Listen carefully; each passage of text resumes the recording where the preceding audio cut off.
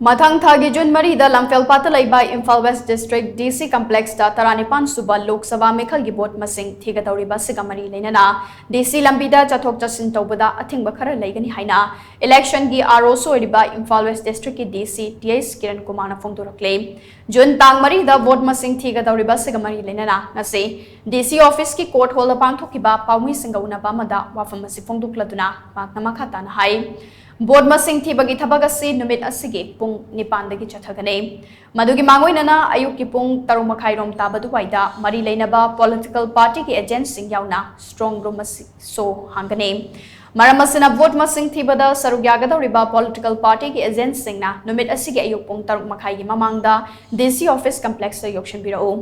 Matam chana lakhaudrabadi strong room so hangba yahowi yahode haibagi complain amata lauroi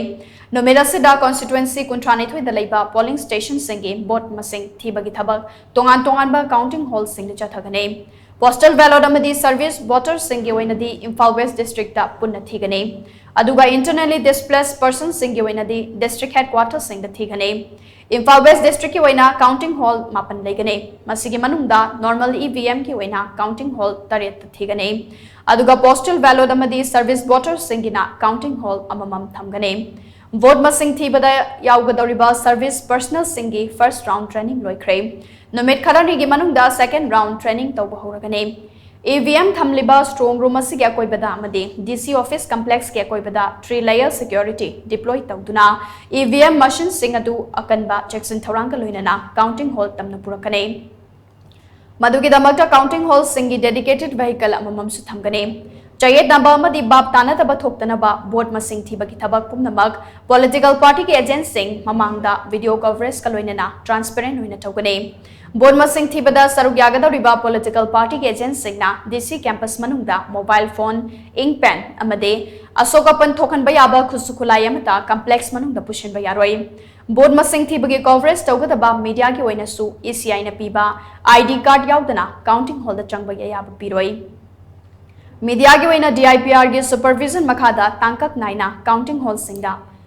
Pusinduna coverage to Hungani Adubo, counting hall da mobile phone season abage yabadi piroi. Board masing thiba haukraba matung da counting hall singe score pung kudingi media gallery da khangan baga loinana Wi-Fi internet ki khudong chabasu fangan kane.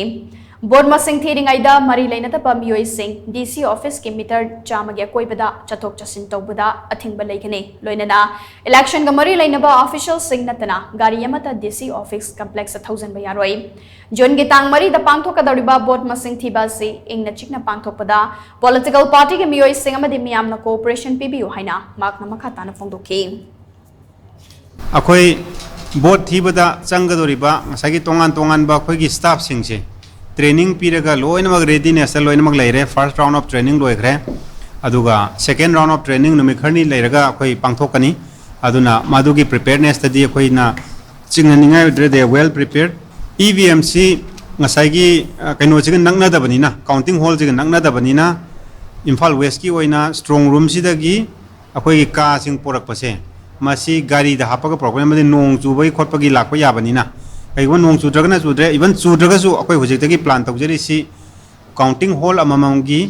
gari ma thamgani gypsy gumba kaiguma gari ma thamgani gari sida magi phase wise wena se round amada machine tara thigi do tara do hapchalaga gari thaurani DC office ki jaga amada khamani hall do gi mamangda aduragi manunga leiriba staff mayamduna pick up to sakhini gari sing do well guarded oigani aduga video camera loinamak lawraga loi chatkani even political party ki apoi gi mi kai judum yengbagi dum ma hakthengna na yengba yagane ba mai movement sida aduna marakta yesana dana ba confusion chatana ba amadi nong sing lakpa matamda confusion chatana ba tawribni sije security ki site ki di apoi ngasai ki elek counting siga mari leina apoi gi three layers of security cordon legini ngasai tapigre apoi gi pai manung dana apoi gi CFP ki legini aduga middle cordon dana apoi gi SAP state armed police ki leigani aduga mapan da koi district police ki leigani sumaine leigani adu matakta sidagi so hen ba koi gi jaga important ba jaga sing som tonogi angla western ka tili ko koi gi lak kedo si lambi DC office ta lambi western ba adi Lambi mai road adi kesam jaga me am so koi gi sai gi पादब तो थोकनबा अखोगी security arrangement tight security arrangement लेकिन अखोगी district police की अदगे तो commando की तो pushing ma'am सिगी deployment लेकिन अदुगा होजिकी counting के सी होइना अखोगी high अखोगी DC crossing है अखोगी exercise के लेबी crossing सिदगिना सिगी मरक सिगी गेट फाउरगदी चलवक तौबदा सिगी movement restriction खरा लेकिन अखोई official नतना अतोप्पा movement गाड़ी सिंग मरक सिदा फाउर गेट मांग DC गेट मांग फाउर चटप खटपा सिगुम बसी restriction तंग